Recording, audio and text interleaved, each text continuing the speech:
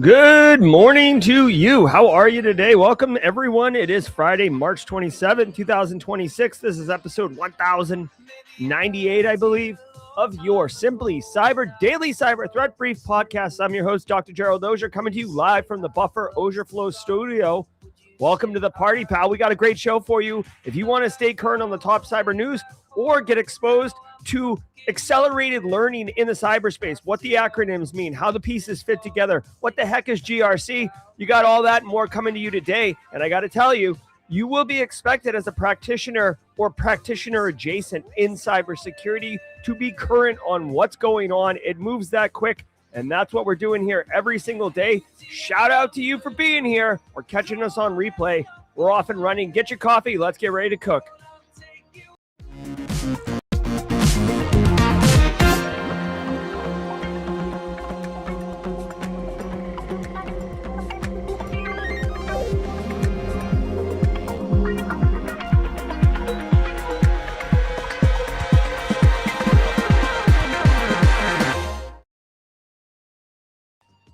All right, it's been a long week. Started in San Francisco, ending in Charleston. All about good times. I am excited, everyone. Not just because it's Friday, you picking up what I'm putting down, but just feeling the vibes. The coffee's flowing, loving it so much. Shout out to the Simply Cyber community members. James McQuiggan at 35,000 feet, making his Jawjacking solo debut yesterday. Ms. Julian, good to see you. Phil Stafford. Ms. Julian, I hope you're getting pumped for Magic Commander games. I certainly am. I know it's like months and months away, but a guy can dream, right? What's up, Doom Kraken and Nicholas Vincent? Good to see you guys. All right, listen, hey, we're going to go through 8 top cyber stories of the day. I have literally no idea what they are going to be. I haven't researched, I haven't prepped, and I got news for you. I have no idea what I'm going to say about them. Ain't nobody got time for that. That's right, but I do have 20 plus years of experience and a very burning passion for everything cybersecurity. I love talking about cyber, learning cyber, teaching cyber, working cyber, all the things cyber. So I am ready and equipped to give you that knowledge, and beyond giving you the headlines and the obvious things that you would get from an RSS feed or just skimming Google News or something. We're going to go beyond the headlines. We're going to take it to the next level. We're going to double click down into this mother trucker, and I'm going to give you insights that you won't get in a textbook or a classroom, things that are not going to be written in the report. How do these pieces fit together? How can you use this information to drive risk reduction for your business? How can you take action today to be the absolute bee's knees at work on Monday? All that and more. Now, if you're here for the first time, I want to say welcome to the party, pal. I got a special welcome to the party, pal, lined up here. Listen, if you are here for the first time, right? Maybe you heard from someone at RSA. Maybe you saw, I started like a new little shorts series that I'm happy to talk about if people are interested, but maybe you found us through that. However you got here, you're live with us right now, and that's awesome. Drop a hashtag first timer in chat, hashtag first timer in chat. We have a special sound effect, a special emote, and we love welcoming people. It's as simple as that. Guys, listen, cybersecurity is hard. Meeting people and learning about it doesn't need to be harder than it needs to be, right? It's difficult. A lot of terms, a lot of concepts, a lot of moving pieces. But this community right here, you'll never hear anyone say, that's a stupid question. Nope, that doesn't happen here, because we are supportive, inclusive, and we try to empower you to take action for yourself. So I do want to say a quick shout out. In the last couple days, I have met several people or been messaged by several people who are Simply Cyber community members. They listen to the show on the regular, but they'll never be in live because they don't get the show on YouTube. And I just want to give a quick shout out to Kim. I'm not going to give her the last name, okay? But Kim sent me a DM and said she's new to the industry, loves the podcast. She is getting all sorts of insights. But the thing is, she listens on Spotify, and she's typically driving right now. So Kim might be driving right now up in the Virginia area. So for all those who are listening on Spotify right now, in the car, at the gym, getting your breakfast ready, if you're listening on Apple Podcasts right now, you know, working out, showering, whatever it is you're doing, I want you to know you're part of this community too. Welcome to the party, pal. Welcome to the party, pal. All right, so whether you're on Spotify, Apple Podcasts, or you're live right now like Phil Stafford, Ad Tech, and Mara Levy, Kathy Chambers Media, let me tell you, every episode is worth half a CPE. So it's very simple. Say what's up in chat, grab a screenshot. If you can, include today's episode, which has March 27th, episode 1098. This is called the unique piece of forensically sound evidence. It shows you were here. It's as close as I can get to a check-in table, like sign your name on the clipboard that you were here. It's as close as I can do to that without requiring you to register. All right. Now we could get fancy pants and we could do registration and I could send you email with like your CPs and stuff, but then, there'd be extra friction for you. And I don't know if anyone's got time for that. Ain't nobody got time for that. All right. And by the way, if you are listening to this on Apple Podcast or Spotify, reach out somehow, put it on LinkedIn, put it on Discord, do something. Let us know. I mean, I this community is freaking huge and it's awesome. All right. We got our CPEs. We got our first timers. Every day of the week has a special segment. And I got to tell you, this Friday, like every Friday, is Dad Joke Friday with James McQuiggan at 35,000 feet. Now, I have no idea what the jokes are. I also don't look at those. You get to see them right when I see them, which makes it a bit more authentic and fun. Plus, I get a little rib tickling myself. So definitely stay tuned at the Midroll for that. Now, before we get into it, I do got to say shout out and thank you to the stream sponsors, those who enable me to bring this show to you every day without interruption, whether I'm in San Francisco or I am in the Low Country. Anti-Siphon Training. That's right. Black Hills Information Security's training arm provides high-quality, cutting-edge education to everyone, regardless of financial position. And what I want to tell you is this Wednesday, April 1st, not a joke, although Dan Reardon will make you smile. Anti-Siphon is promoting a webcast or putting on a webcast, how to write SOC tickets that build trust and drive action with none other than the same haircut fish that is this guy right here. I'm showing the What's Your Meme Thursday. Haircut Fish is bringing the heat. So if you want to learn how to write SOC tickets, build trust, drive action, and do it in a supportive, inclusive way, oh yeah, come on down at the Haircut Fish. Love it. Dan, I'm super pumped for you. Dan is demonstrating how to do personal branding and deliver value into the network and just have positive impact. I love watching Dan grow. Way to go, Dan. Also want to say shout out to Flair. Now, guys, I told you I'm a huge fan. I like to think of Flair as a preferred partner of Simply Cyber. And right now, Flair is running a special opportunity for you. You can get 2 weeks free of Flair, which basically allows you to try the full platform out, see all the data. Go to simplycyber.io/Flair. This is really listen, if you work in sales, Flair's not going to help you so much. If you work, if you're a pen tester, maybe not so much, but if you're doing red teaming, it would certainly help because you can emulate the threat actor. But if you do security operations, GRC, CISO, you're a one-man band protecting an organization, you're a one-woman party helping keep everything tampered down, this platform is a massive scale factor, just blow you up as an awesome practitioner. You do have to fill out this form in order to be verified that you are who you say you are, not a criminal. But once you get past that, which is fairly easy if you are legit, you get full access to their threat intelligence platform, which has years and years of data, as well as current data of, criminal Telegram channel activity, criminal dark web, underground activity, forums, all those things. Why do you want to see that? Besides it being cool, you can look for your organization. You can look for your domain names. You can look for your endpoints. You can look for chatter about your organization. You can see an incoming attack. You can find out that Carl's computer has been compromised and get it sorted out before that intelligence gets weaponized. Cool! Super cool platform. I really, really like Flair's platform. I've used it. This isn't just sponsored dollars, keeping me like a Muppet. Flair doesn't have their hand up my butt and making me talk. I'm saying this because this is what I believe. Definitely like that platform. And of course, another longtime sponsor of Simply Cyber, who really believes in our mission here. ThreatLocker, love what they're doing. Zero trust at the endpoint and now at the cloud. Go check out ThreatLocker. They are making moves in our industry. I love it. We'll hear from them, and then I'm going to melt your face with the top cyber news. Let's go.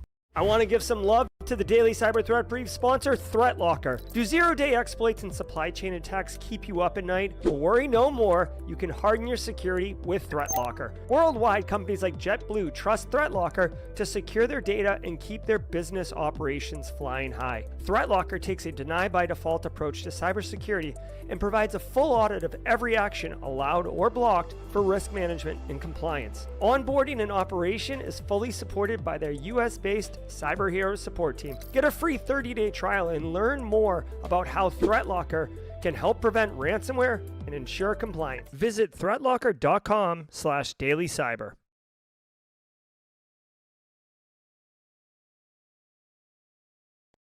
All right, everybody.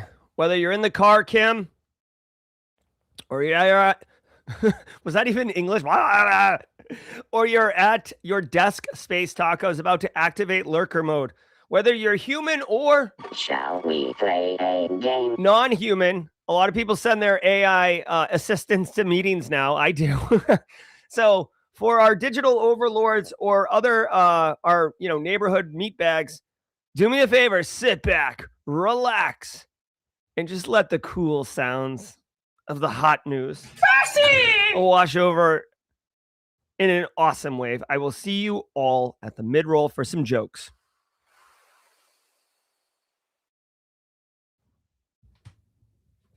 From the CISO series, it's Cybersecurity Headlines. These are the cybersecurity headlines for Friday, March 27th, 2026. I'm Sarah Lane. Alleged Redline dev extradited to U.S.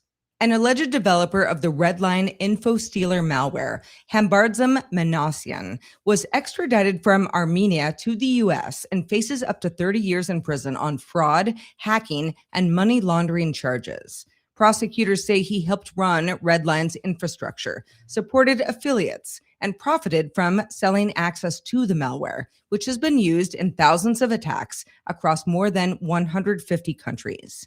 The case follows a 2024 international takedown of Redline systems. Authorities continue to target its operators and ecosystem. Yeah.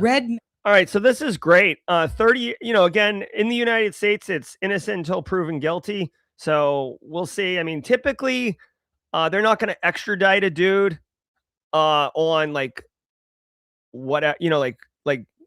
just okay evidence. They likely have all of it.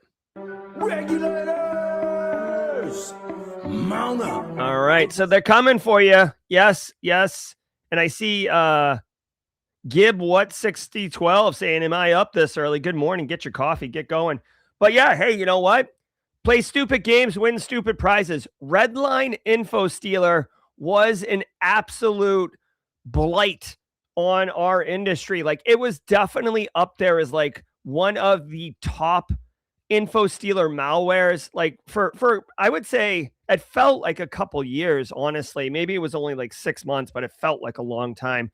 You would see it all over the place. If you work in a SOC or security operations, you definitely know Redline info stealer. There were other ones around that time, like Raccoon info stealer was another popular one, and a few other ones. But like Redline was absolutely the belle of the ball. Like, you didn't, it was so hot, right? That Hansel's so hot right now. So, obviously law enforcement took down the infrastructure. I didn't know. I guess I forgot maybe. That had to have been news that we covered. But law enforcement took down the infrastructure. Obviously, this guy, when law enforcement takes down your infrastructure and basically kneecaps the way that you make money, you have two choices. One, you try to rebuild the infrastructure, which is pretty common, or you go underground and then, you basically are running for the rest of your life, hoping law enforcement doesn't catch you. And in this case, Hambardzam Manasyan, he got, bruh. And now he's in Austin, Texas, and he's probably going to go to jail. Now, they said 30 years. We'll see. I don't know how the the judicial system works. It seems like a lot of people don't go to jail for as long as they're supposed to. But yeah, it just goes to show you too. Another thing is that like this guy was running Redline Info Stealer, but his victims he didn't care about. Like he was a business to business dealer. He was selling access to compromised assets, not exercising that compromised access himself, right? So that's the deal. I will say that right now, okay, Kneecaps the band. Thank you, Sierra. I do want to point out really quickly that, according to Hayden Covington, who is, like well respected security operations professional, initial access is kind of the long pole in the tent as far as threat actor operations go. Like getting the access is kind of the bigger challenge, and then once they get the access, moving around, deploying malware, second stage payloads, persistence, all that is fairly straightforward operations processes. So a platform like Redline Info Stealer was hugely valuable to criminal undergrounds, as well as massively disruptive to to victims and to people like us, like normal people who are just trying to like live our life, etc. So way to go, law enforcement. Redline Info Stealer. You'll never know how good you had it before you got taken down. All right, good. I'm loving the number of stories where high-ranking criminals are getting arrested. We need more of that because really quickly, this is an editorial. I have said it a few times. The only way to curb cyber criminal activity is going to be through like a multifaceted approach. Law enforcement takedowns, obviously higher education on end users to prevent successful compromises, and arresting the people behind those and having harsh penalties. So someone who's kind of on the fence about becoming a criminal, or they're going down that path of being a criminal, gets basically scared straight. Mention uses BPF Door to spy. China-linked threat group Red Mention has infiltrated telecom networks to conduct long-term espionage using stealthy kernel-level implants like BPF Door to maintain persistent access. Researchers at Rapid7 say the malware operates as a passive backdoor that activates only via specially crafted network packets, allowing covert surveillance, credential theft, and lateral movement without typical detection signals. This targets network infrastructure from vendors like Cisco and Fortinet, with new variants hiding commands inside HTTPS traffic. Okay. Former All right. Couple things really quickly. And this is like a perfect example of like me trying to give the additional insights and value. So if you remember, it wasn't, it was just recently that salt typhoon, like salt and pepper, like salt and pepper, salt typhoon, not to be confused with salt and pepper, like, ooh, push it, push it real good. Like not that one. Just Salt Typhoon. They went ham on telecommunication networks in the United States. They got into the top 9 telecommunications like Verizon, AT&T, and all those. They went into the telecommunication networks, I believe, of Japan, maybe Germany as well. Like they've been doing it kind of all over the place. Yeah, that's right, Dan Reardon.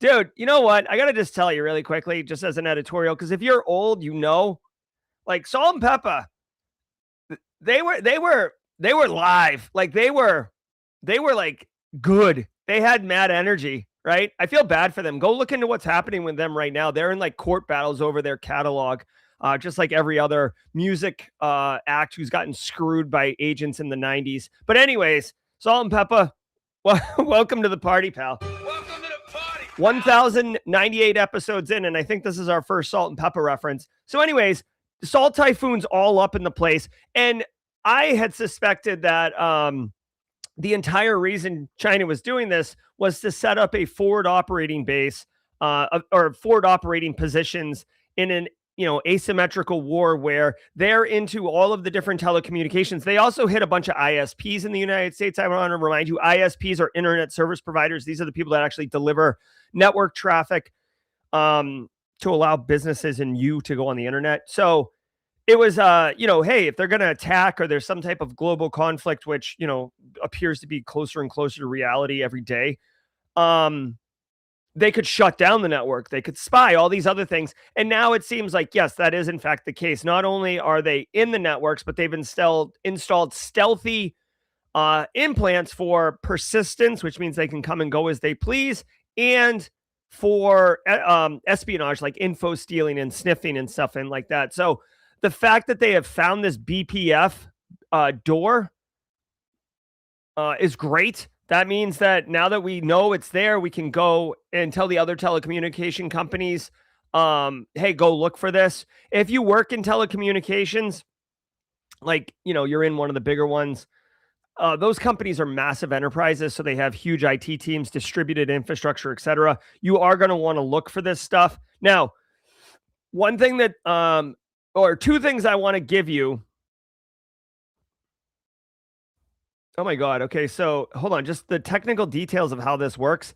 They abuse Berkeley packet filter functionality, BPF, right?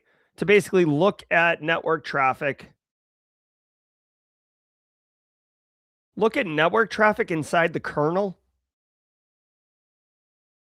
Okay. That's weird. Whatever. I don't typically think of network traffic in the kernel. The kernel is like the brain of the operating system, right? Think about this really quickly, because this will make sense in a hot second. When you use a computer like Windows or Linux or your Mac OS, you're like click-clacking on the keyboard and interfacing with applications and stuff, okay? You live in user land. That's what that's called. Underneath that is the kernel. And underneath the kernel is hardware. You're click-clacking and writing a very important email, and then you save it, right? When you save it, it has to do it in memory. Maybe it's writing it to disk. Maybe it's displaying it on the monitor. These are hardware pieces, and you don't click-clack on hardware. I guess the keyboard's hardware, but you get what I'm saying. You tell the computer what you want to do, and then the kernel takes your inputs and then interfaces with hardware to make those things a reality, okay? I'm completely oversimplifying this, but for this discussion, it's a perfect level, okay? So when it says it inspects the network traffic inside the kernel, I guess, because the kernel is going to be interfacing with the network interface card, or the wireless access card, right? Like where the Ethernet jack plugs into the computer, like the actual hardware chipboard that has the network interface card on it. There would be network traffic in there between the layer 1 and layer 2 on the OSI stack. Listen, if they're looking at traffic there, more power to you, my guy, because that's deep. I will say that if the data is encrypted, i.e. it is a SSL connection, HTTPS, at that layer, it hasn't been decrypted yet. So it doesn't get decrypted until it gets up into layers 5, 6, and 7. So, or maybe layer 4, like the transport layer. I'm not entirely sure where it happens, but I think it's at the data layer. So anyways, all of this is to say, I don't get this particular thing, okay? If someone wants to educate me on what inspecting traffic inside the kernel means, I would love to hear it, because to me, that doesn't entirely make sense, okay? Now, the other thing I want to point out that is worth noting for you is that they said that China. Okay, so Daniel Lowry, thank you, Daniel Lowry. Good to see Daniel Lowry in the chat, by the way. Daniel Lowry says BPF, the Berkeley packet filter, allows promiscuous mode on the network card. Now, promiscuous mode, for those who don't know, promiscuous mode is basically like letting you see all the traffic that's flying by. If you're going to do like wireless attacks and stuff, promiscuous mode or monitor mode is what you want to get into. And you actually need a special network card that has those protocols enabled and all that other crap. Still, here's my thing. If the network traffic is encrypted, you can inspect it all day long, but it's still encrypted. You're still going to see the destination, the source ports or destination ports and all that other stuff. But the actual meat, the potatoes, what's inside the to-go bag, You're not going to see that. You can see it's DoorDash, and you could see it came from Popeye's Chicken. You don't know if it's a 6-piece tender in there or 2 wings and a thigh. You don't know what's going on inside that bag. So again, inside the kernel, I don't know how I feel about that. I'm pushing back. We will talk about inside the kernel at Jawjacking, okay? By the way, just quick shout out to Daniel Lowry, who's speaking of promiscuous mode, Daniel Lowry's a promiscuous boy. All right. Final thing, threat actors, they mentioned China's using HTTPS to send this data out. Basically, every business in the world allows port 443 outbound of their network. This is the internet web traffic that's encrypted. Most websites are encrypted.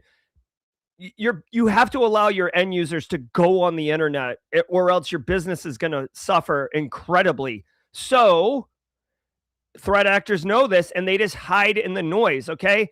This is no different than saying, like, the highway is open for evacuation, right? Or no, actually, I'm sorry, really quickly.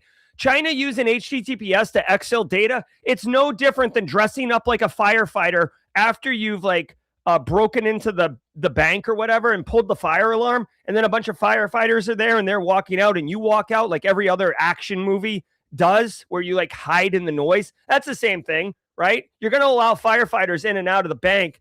If you dress like a firefighter, you're going to go in and out of the bank too. Okay. Daniel Lowry, what do they call him? What's his Techneck? Is it Techneck?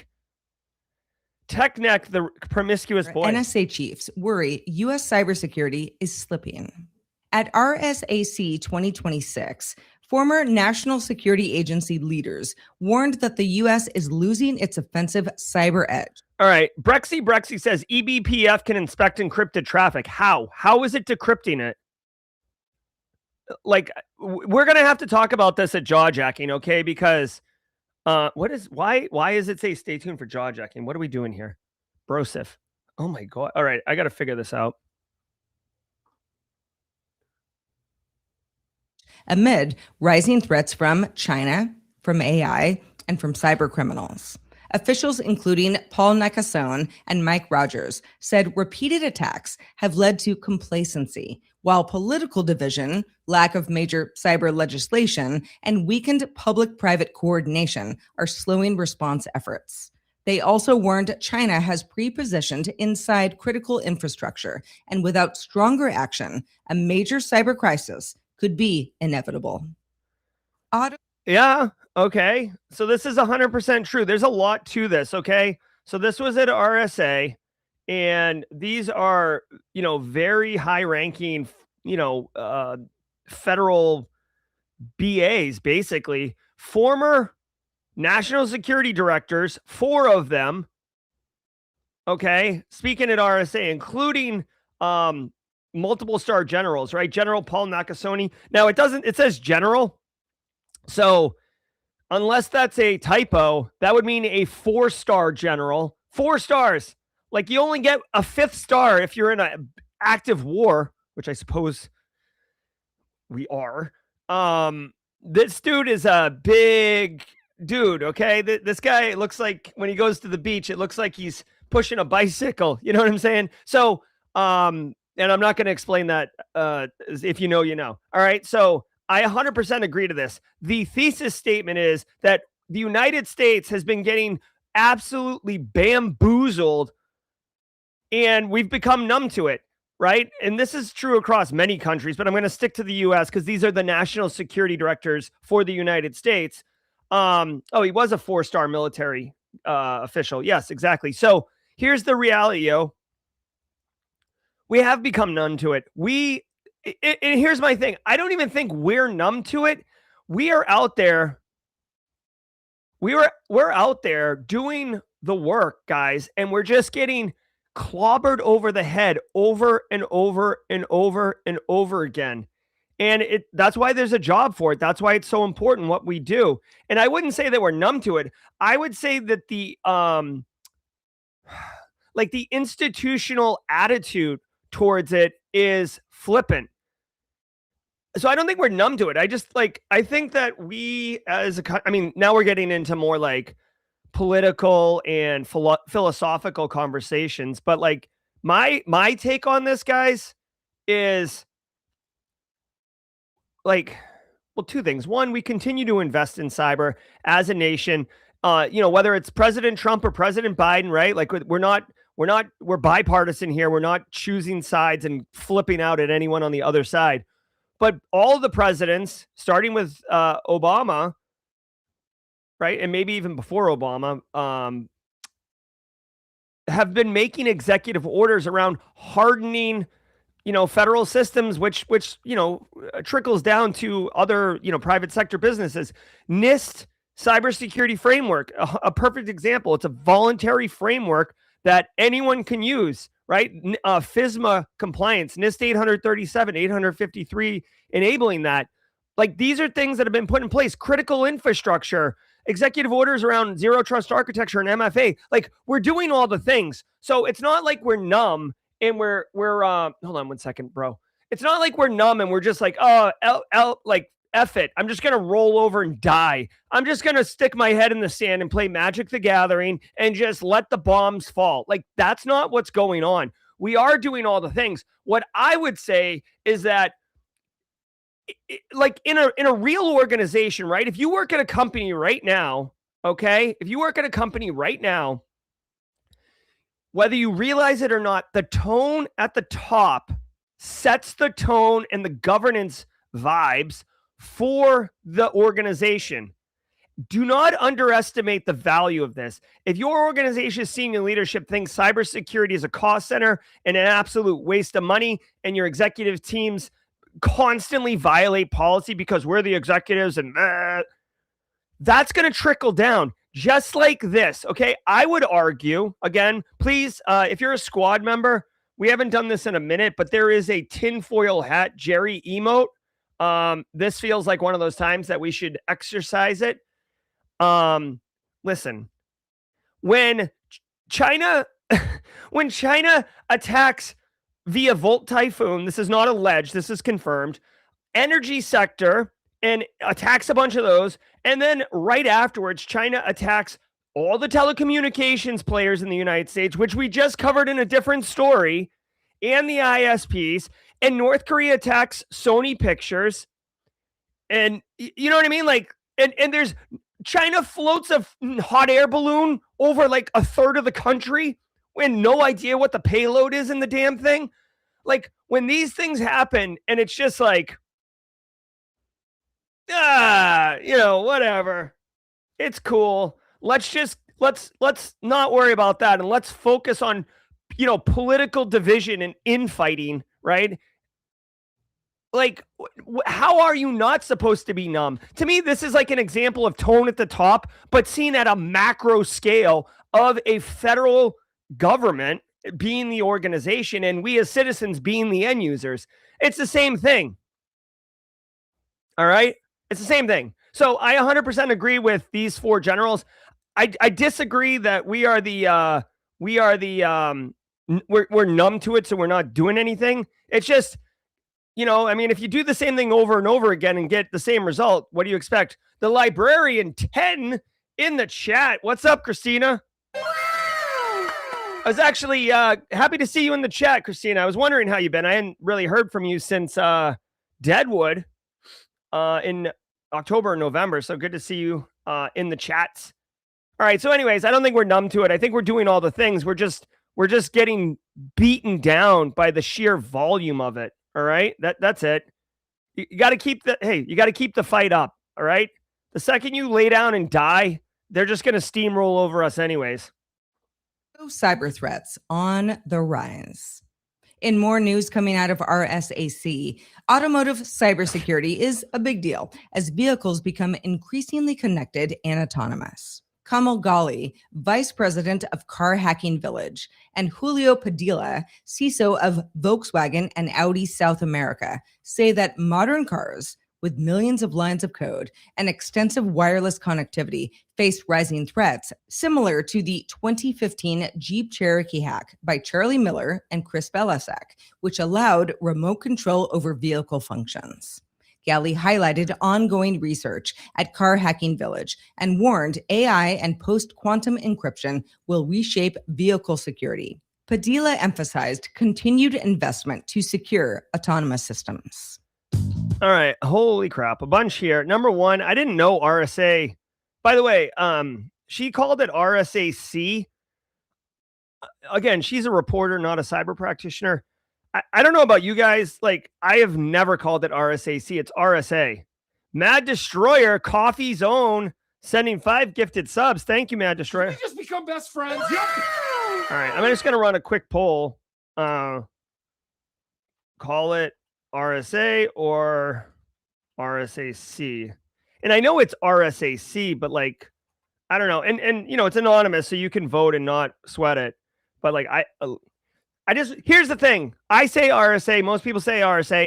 I want you to hear the right way to say it, because I don't want you to say it in a meeting with other people and be like, oh, I went to RSAC, you know, like, just, I don't know. Hold on. Fine. TJ says XXXX. Is it now RSAC? Oh, I see. No, the C stands for conference. RSA conference, as far as I know. Yeah, I know they write it RSAC. It's just as a. Okay, so anyways, I didn't know they had a car hacking village. Yes, machines. Automobiles are becoming more and more connected, digital. I mean, Tesla, as an example, Tesla doesn't even identify as a car company. They identify as a technology company that happens to have wheels. You know what I mean? So, hyper connected. You can start your car all, you know, from anywhere. Check things. Airplanes are kind of like this, right? You know, drive-by-wire, fly-by-wire, all these things. So, whenever there's a computer on board that controls things, there's going to be hackers out there trying to break it, understand it. Now, if you are new here or you're not familiar with this, they mentioned the Charlie Miller, and I feel bad because I always forget the other guy's name, but the Charlie Miller Jeep Cherokee research, like, basically blew the lid off of automobile cybersecurity research a couple years ago, maybe 2015. Like, no one had been really looking at automobile hacking, and Wired did this thing. Yeah, July 2015. So 11 years ago. Good grief, dude. I can't believe it's been 11 years.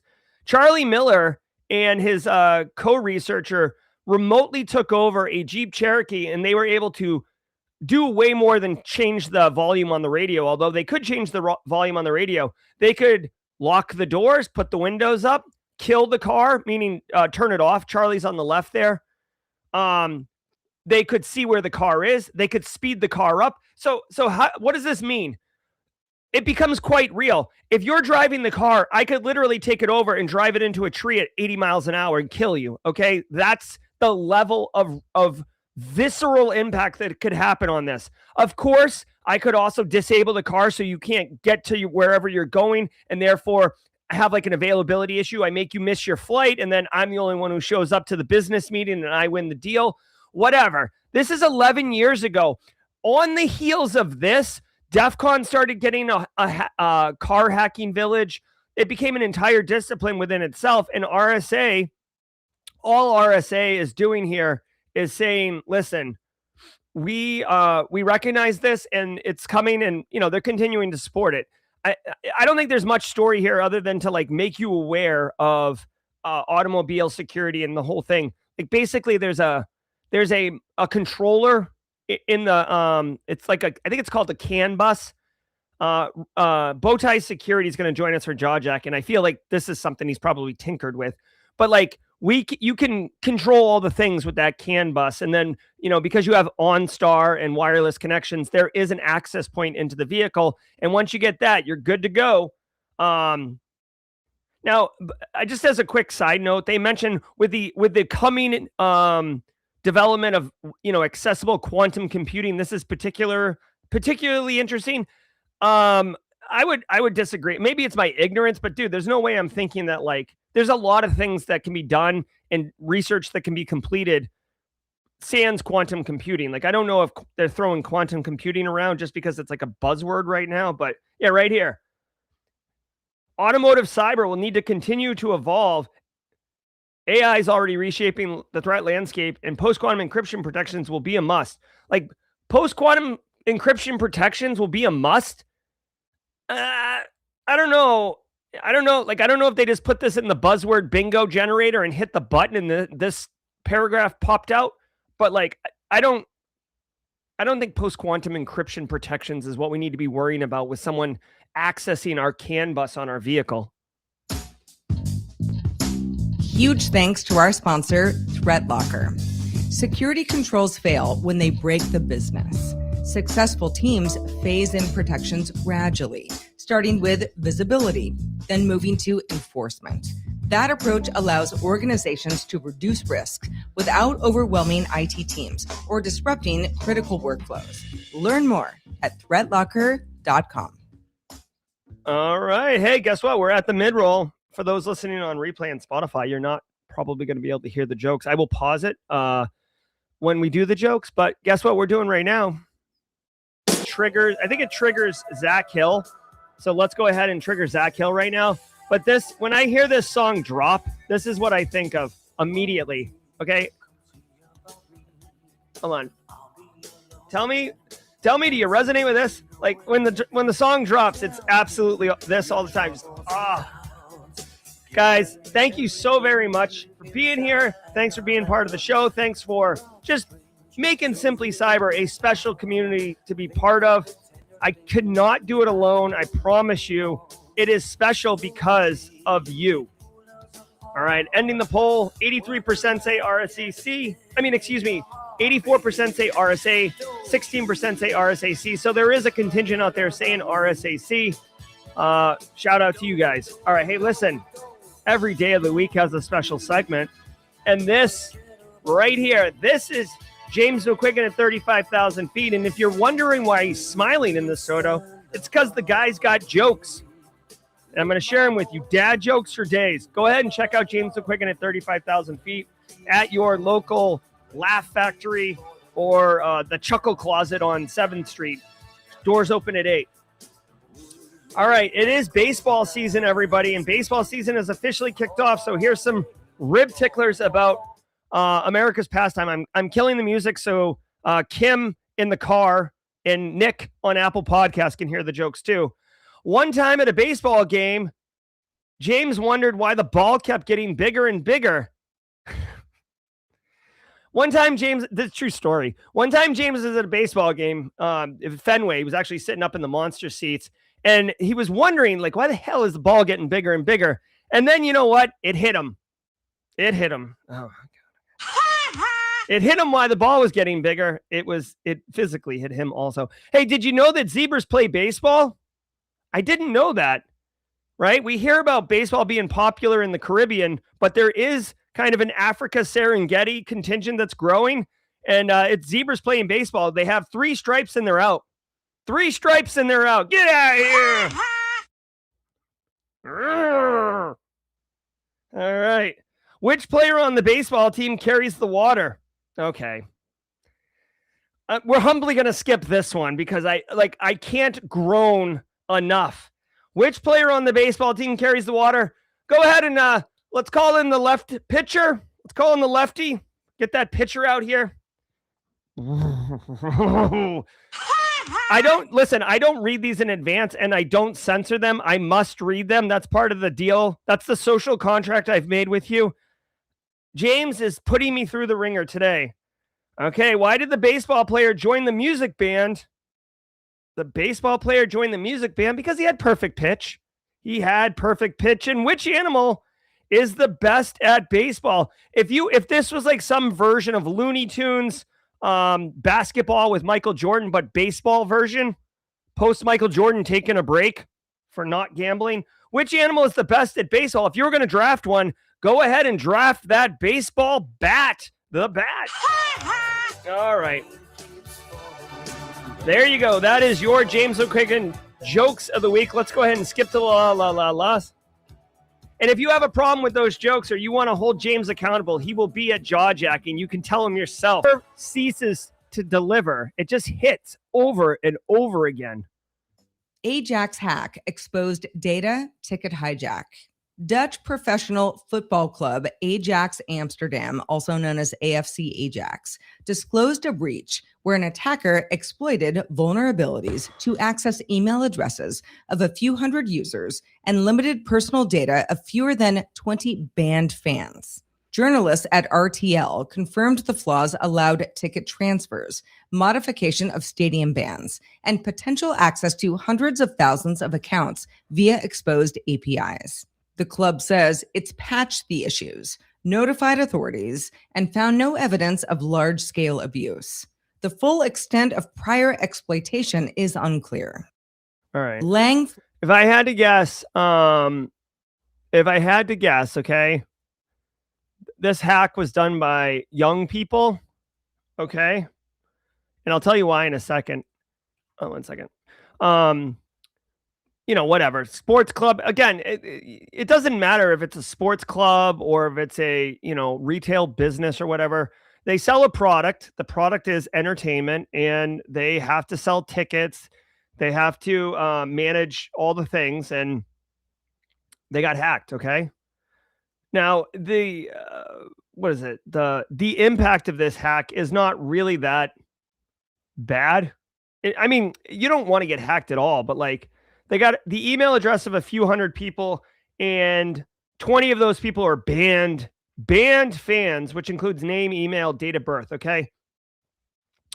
That information's, widely available in a lot of hacks anyways. So again, I'm not underplaying it, but it's not that we're numb to it. It's just that impact. Listen, in the world of cybersecurity, when we talk about impact, we talk about what happened, right? What is the impact? If bad happens, what is the impact? That's how we calculate risk and figure out what protections to put in place. In this instance, bad did happen. What is the impact? The impact is a few hundred people's names, date of birth, and emails got compromised. Threat actors have that. That information is in several attacks, several hacks, and because we kind of assume that data is going to be out there anyways, we educate our end users personally and, organizationally around, hey, watch out for phishing emails, watch out for domain squatting. If, have multi-factor, we already educate people all the time because we know that the impact is going to be realized like this. So, if the impact was systems are down or the soccer players can't play soccer or the stadium can't open, now we have a much higher impact because there's financial elements to it, right? And of course, they're probably going to give these few hundred people, identity theft protection for a year. Okay, really quickly. Allow me one moment. This is I don't know if you guys know this Geico commercial, but this is what I think of when I think of getting my identity theft protection. Wee! Throw another one on the tire fire. This hulking, burning mass of identity theft protection.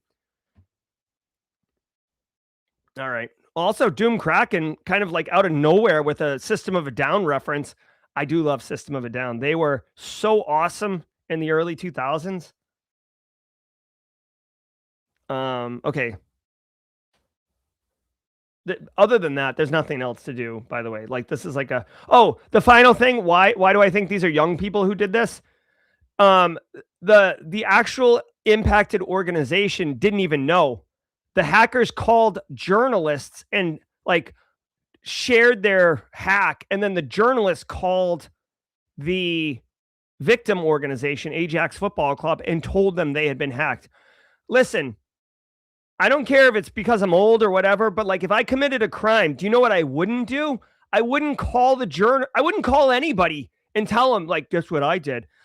That just oozes arrogance and the desire to have people know what you've done so you can bask in the glory of, having it known that you did this thing, right? I don't know. I mean, again, maybe I'm being ageist. Maybe an older person would want that clout too. But like for the most part, if I'm going to commit a crime, you better believe I don't want anyone to know that I committed a crime. Spoiler alert, I didn't commit crime. Also, bonus. When I first looked at this picture, I had no idea what the hell this graphic was, this thing. And over the course of me talking about this story, and by the way, for those listening on audio only, I'm looking at the Ajax Amsterdam logo. I think it's like a Gandalf wizard looking guy with left facing profile. That's what I think it is. It took me a while to get that, but that's what I see. It's like a Rorschach painting. API platform attacked.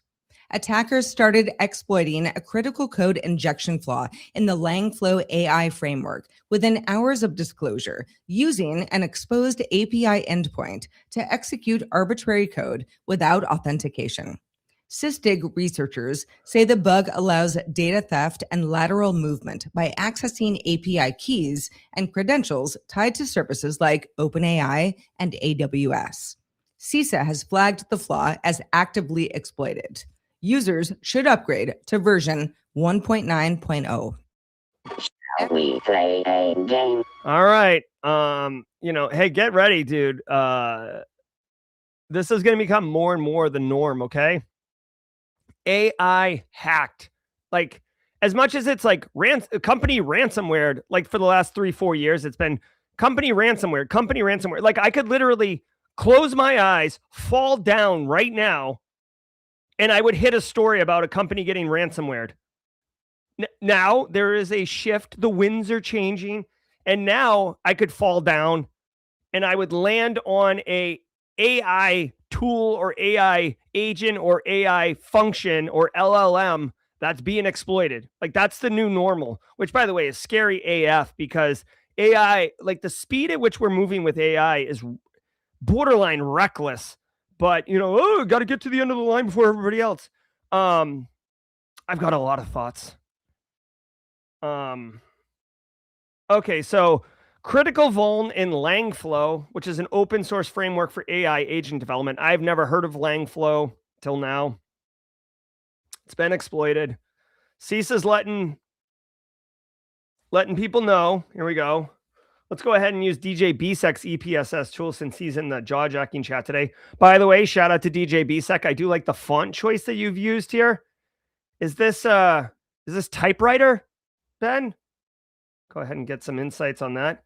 Oh, also, he's reduced the spin up latency issue that I really didn't like. I think he got some feedback. He read my email. All right, so EPSS score 6%, EPSS percentile 90%. How do you read this? The way you should read this is, if you're running Langflow, you have a 6% chance of getting compromised in the next 30 days. Here's an idea. Do you want to know how you can reduce this score to 0%? 0% sounds pretty good. Guaranteed not to get your Langflow punched or this vulnerability getting exploited. Let's go ahead and take a look. Patch. Nope.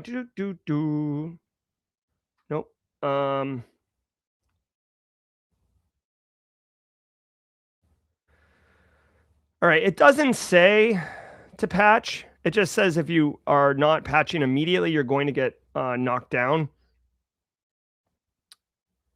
All right. Oh my God. Okay. So this is not good. So this EPSS score may increase. Just so you know, this EPSS percentile is of all the hundreds of thousands of vulnerabilities in the EPSS catalog. How bad is this one if it does get exploited? 91% is very bad. Like, you do not want this exploited in your face. So even though this has a low chance, this is the kind of vuln you want having 0% chance in your environment. So, you gotta patch it. You gotta patch it. Also want to point out, a little bit reckless. This is another whole philosophical discussion in our industry on whether this is appropriate or not. And people will passionately argue their opinion on this one. Langflow, their advisory to let people know that this vulnerability is out there and that they need to patch it, their advisory contains enough information to develop an exploit for it. Yeah, here we go. So look, this is the GitHub repo for it. And they basically say, you know, this API allows flows without authentication. So you already know what API it is and it doesn't need authentication. I mean, that alone is enough information to exploit it. They even give you additional insight that the code is passed to the exec function with zero sandboxing, which means it detonates on the box. It doesn't check anything first. For what it's worth, I mean, yes, this advisory does include all the information you need to exploit this, but there isn't much to it. It's like, it's basically an endpoint that wasn't secured properly. I'm not going to say it was vibe coded, but oh my God, look at this. Holy crap, dude. They actually show you the entire code execution. When attacker supply data is provided, it flows through the following way. Look, start flow, like it shows you all the stuff, dude, where arbitrary code execution goes. You typically don't see this level of detail, like ever. Wow. All right, so it is a GitHub repo or PyPy repo. It looks like. See how it's a PyPy repo, right? So just if you're using this one, you have to patch it, right? And you gotta patch it. All you gotta do, you can use pip to do it. So go ahead and what's the command? It's been a minute since I did pip. Was it pip update package? I think it's pip update and then the package name pip update langflow. Oh no, it would be pip install langflow -- upgrade. So just educate, like basically tell everyone who might be a power user integrating langflow into their environment to update their stuff. Okay, period, full stop. That's it. Update your langflow. FCC cracks down on robocalls. Have a good one, Linda Smith. The Federal Communications Commission approved new proposals to crack down on robocalls by tightening requirements for obtaining phone numbers and increasing transparency around caller identities. The rules target abuse of resold numbers and tactics like number cycling, which help scammers evade detection across telecom networks. A separate proposal would restrict the use of foreign call centers and potentially require disclosures or US-based routing, as regulators link non-US operations to a significant share of activity. US official. All right, for the sake of time and an amazing jaw-jacking segment, we're going to continue to we're going to speed run this. Like, listen, yes, new rules. The fact that like my phone now says spam caller when I get a phone call from a spam, even though I don't answer unknown phone numbers anyways. I love this. Robocallers have been a problem for a long time. And yeah, like more of this. Crack down on it. I'm telling you, a lot of people get victimized because they don't know, especially older people. They'll pick up the phone and then it's like, hi, like your computer is screwed, or hi, like I'm calling from the bank. I'm calling from the IRS. I'm calling from the local district county courthouse. You missed jury duty. There's a rust out for your warrant unless you give me a $500 Amazon gift card, right? Like people, it is a blight, right? And robocallers allows it to scale. So thank you, FCC. I hope new rules take effect and we never notice. It's just our phone doesn't ring as much. Accuses China of exploiting cyber scam crisis. Reva Price, a U.S. official from the U.S.-China Economic and Security Review Commission, has accused China of tacitly supporting cybercrime syndicates in Southeast Asia, alleging links between scam profits, state-backed projects, and selective enforcement that spares groups targeting foreigners. The schemes are said to generate tens of billions of dollars annually and increasingly target Americans, with losses rising as China cracks down mainly on domestic victims. U.S. officials are calling for stronger diplomatic pressure and coordination to disrupt the ecosystem. Okay, sure. Like, okay, yeah, so this is a problem. Cyber scams, call centers. I mean, this robocaller story kind of plays part in this.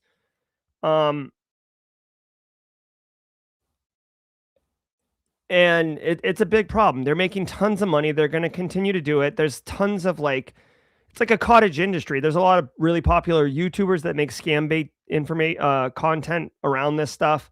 There's humanitarian crises, right? I think it's Cambodia is basically luring Vietnamese into Cambodia and then taking their passport away and making them work in these effectively slave labor camp call centers. It's a thing. Now, US accusing China and then asking China to fix it or do something about it and it is laughable. Dude, this is a real problem, but in case you haven't been paying attention, we're not BFF. Why would China, I guess here's what I would say. Why would China help us with this and us be the US? Why would they? What's in it for them? You know what I mean? Just to me, it's I guess you got to try, but we're choking off semiconductor tech to China. Tariffs are a thing, the BRICS versus NATO. There's no, whether China is supporting it or I bet you China is supporting it because it's undermining the United States, right? And China, by the way, again, this is not a cyber story, but in my opinion, and this will be about as close as I get to a political hot take, it would appear that, there's, been a push, a very long-term strategic plan by China to kind of, change the world order. And, why would they, support the United States in any capacity like that? It's actually in their interest to not. Okay. All right. Let's do this.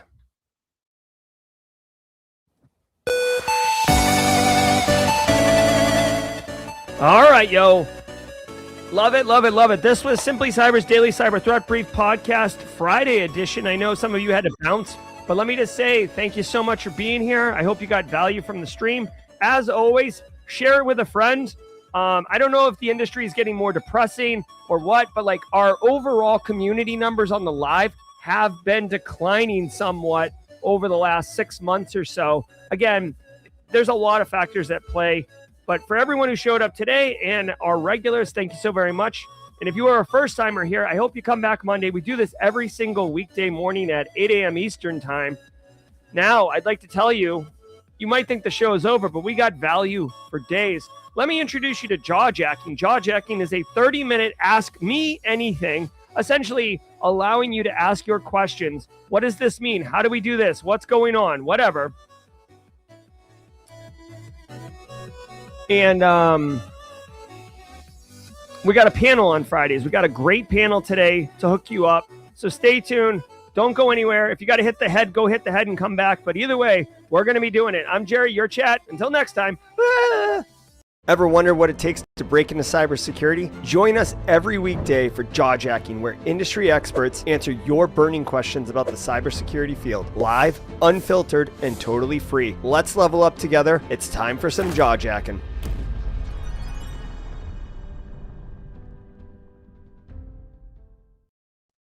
All right, what's up, everybody? Thank you for joining us. This is going to be Jawjacking. We got a huge panel for you on Friday. For sake of time, let's just get to it. He's a newcomer to the Simply Cyber community, but he's already made massive impact. Ladies and gentlemen, Bowtie Security, Robert. What's up, Robert? Good to see you.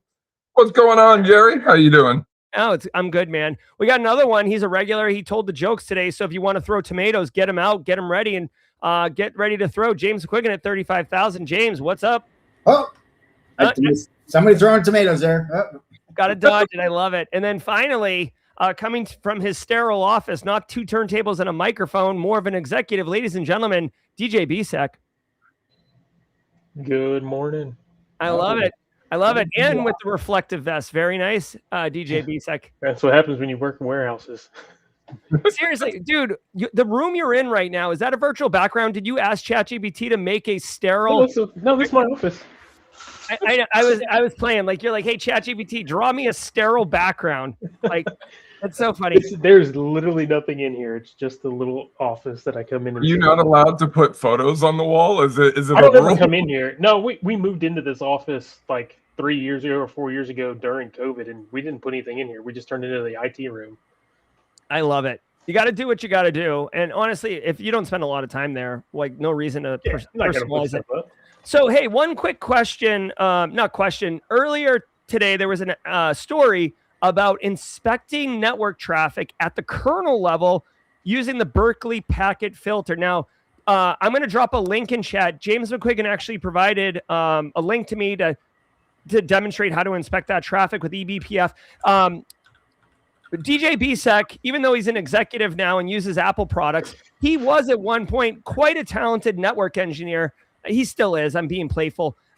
Ben, talk to us. Like, what's up with eBPF at the kernel level? What are we talking about here? So what I told you when I put that in chat, somebody said that you can decrypt that. And I said the only way to decrypt that, which you 100% can, the firewalls do it, right? So information comes in. The firewall decrypts it, tears it down, inspects what's in there, and then repackages the encryption and sends it off. But the only way for that to happen successfully, point where the stuff is at, is you have to have the certificate from that device on that endpoint. So for instance, if I'm going to have traffic come in and I'm going to inspect that traffic at the firewall, it's going to decrypt it. But that firewall itself will create a self-signed certificate or whatnot, and that certificate is on there. You rip that off. You go that you push that through group policy or whatever into all the machines. So when that traffic then hits, the machine can then encrypt or decrypt and see what was in the packet and show stuff on the web page. Yeah. Well, Terrace asks, does this have impact on performance? I don't know. That would be a isn't it? So it's built in for that.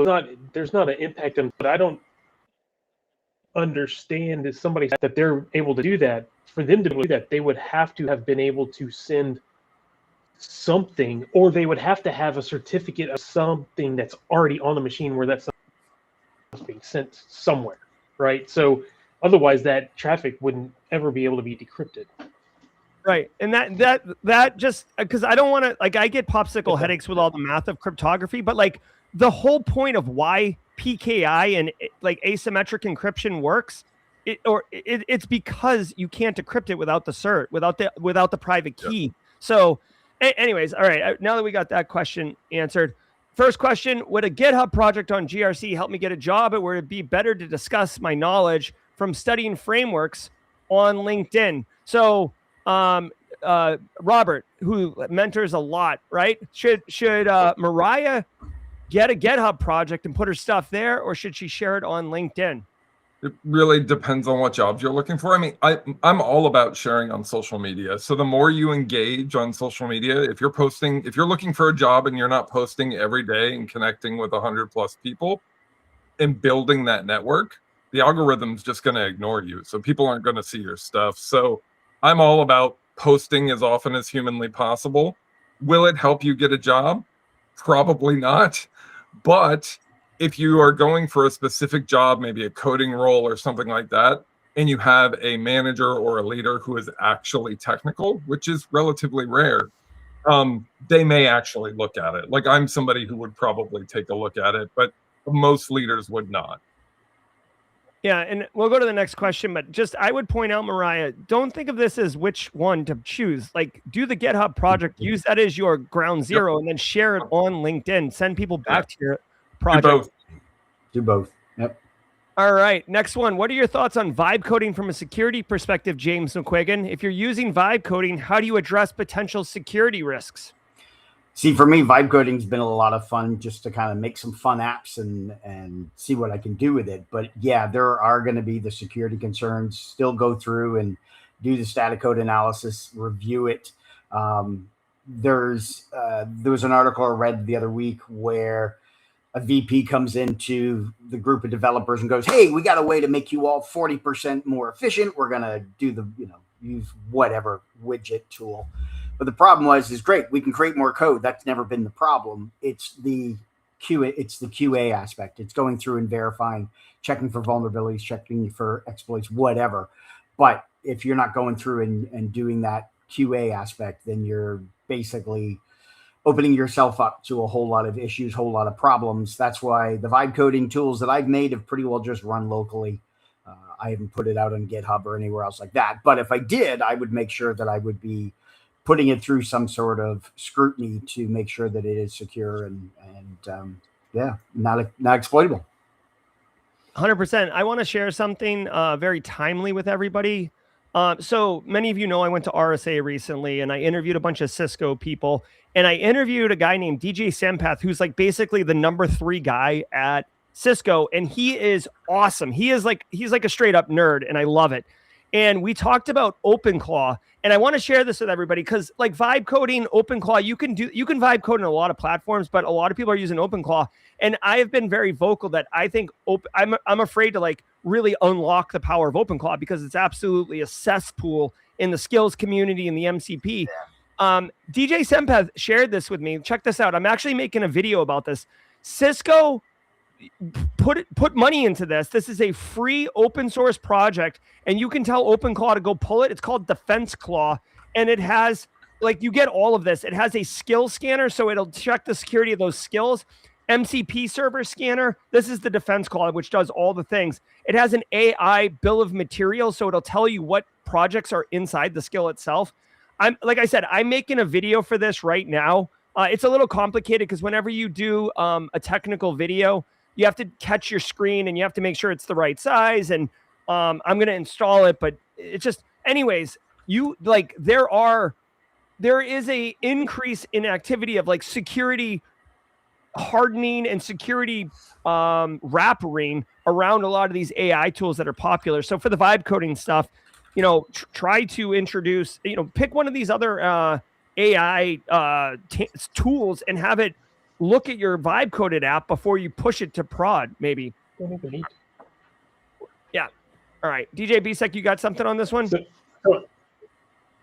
So both you and James touched on it, but when you go to vibe code, the whole deal with vibe coding and building these applications is simplicity. Like you're able to simply do this.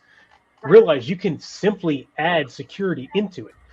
So you can tell it, for instance, I've built an application, and part of my application is create an SBOM of everything and put it on my admin dashboard. Only admins have the ability to see that. And what I want you to do is every time something is pushed, I want you to run through that and scan it and tell me what version of what package do I have? Is it up to date?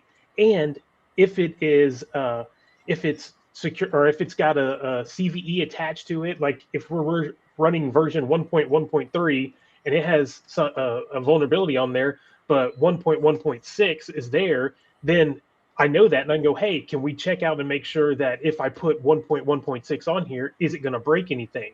It'll come back and go, hey, no, I've checked everything. It looks good. So let's go ahead and update it. You can build the security into it and put that, and James talked about it in the CI/CD pipeline. You can put that in the pipeline itself.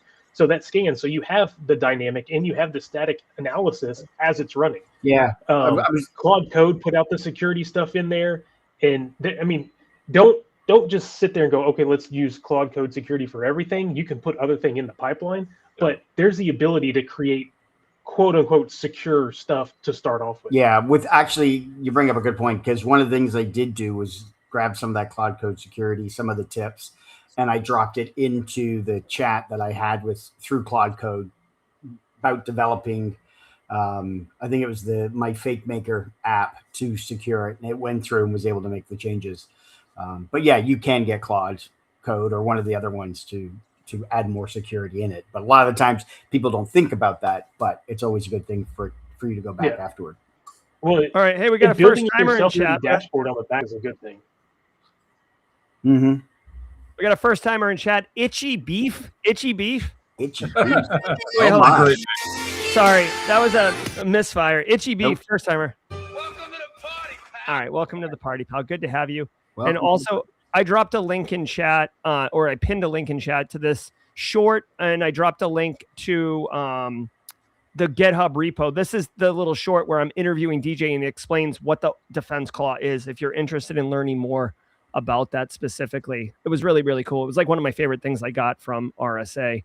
All right, if you have questions, this is Jawjacking. We have an amazing panel of very seasoned practitioners who love helping other people.